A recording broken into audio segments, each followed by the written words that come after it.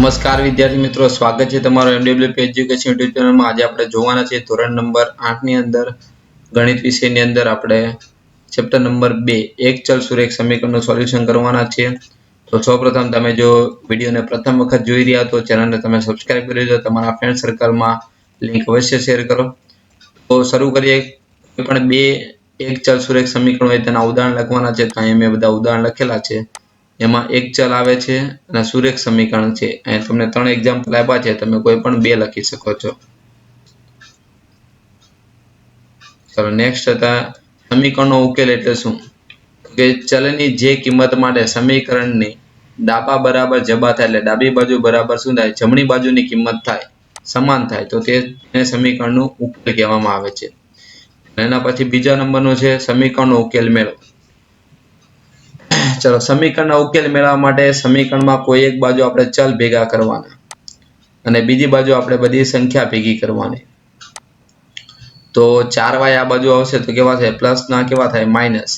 -4 बराबर ने आ बाजू आवे तो केवा थाय, प्लस। तो 5 मांथी 4 जाए तो जवाब केटलो आवशे, 1y। ने 5 मांथी 4 जाए तो जवाब आवशे -1। तो y बराबर शुं थाय, -1।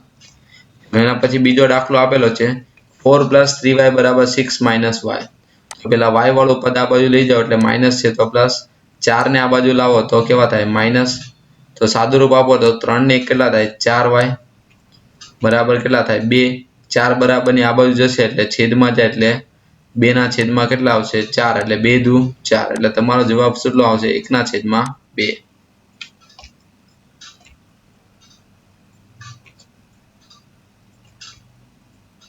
તો નેક્સ્ટ ત્રીજો દાખલો તમને આપેલો છે। तो સૌપ્રથમ 7 ના છેદમાં 4 નો આપણે અંદર ગુણાકાર કરીએ એટલે આ બંને પદ સાથે ગુણાકાર થાય। તો એના પછીનું સ્ટેપ આ રીતનું લખાશે, બંને પદ સાથે ગુણાકાર થાય।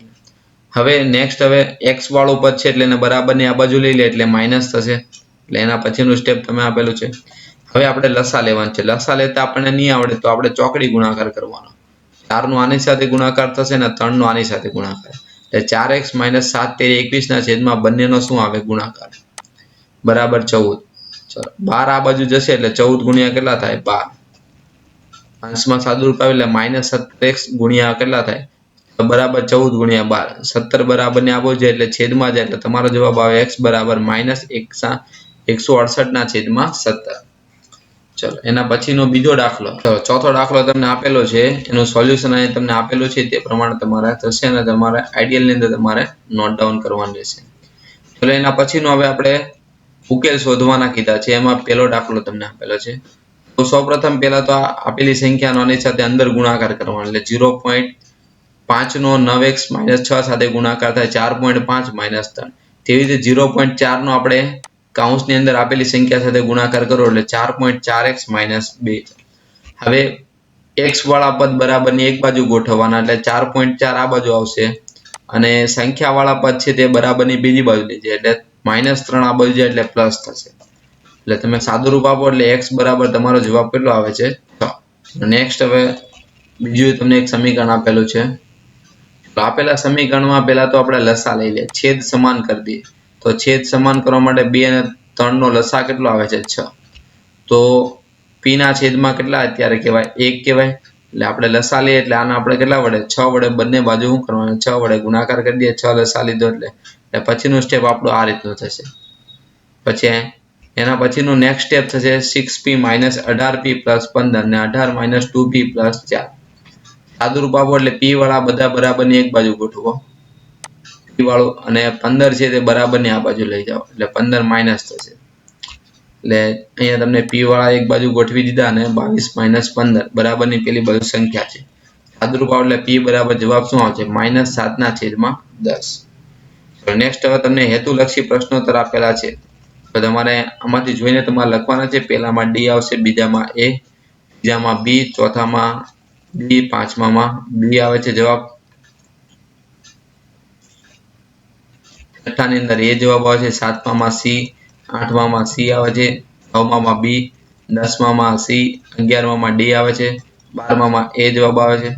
તો પ્રશ્ન 2 ખાલી જગ્યા પૂર્ણ કરવાની છે। તો આપેલામાં ચલ કયા છે, તો કે x અને y। બીજાની અંદર એ ચલ x ની કેટલી ઘાત છે, તો કે 1 ઘાત। આપેલામાં ચલની સંખ્યા કેટલી છે, તો કે x, એટલે એક જ ચલ છે. એના પછી સમીકરણનો ઉકેલ કેટલો થશે? -3/2.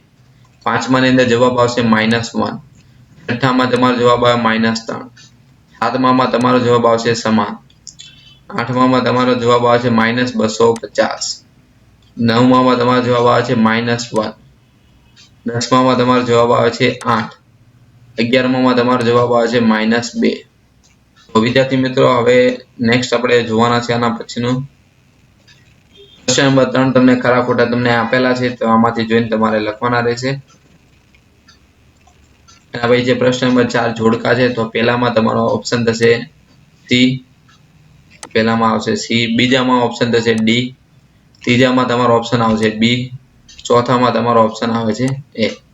તો વિદ્યાર્થી મિત્રો આ તો ચેપ્ટર નંબર 2 નું સોલ્યુશન. હવે નેક્સ્ટ વિડીયો લેક્ચરમાં આપણે આના પછીના ચેપ્ટરનું સોલ્યુશન જોવાના છે. તો તેના માટે તમે ચેનલને સબસ્ક્રાઇબ કરો જેથી તમને દરેક વિડીયો લેક્ચર સમયસર મળતા રહે. Thank you. ખૂબ ખૂબ આભાર.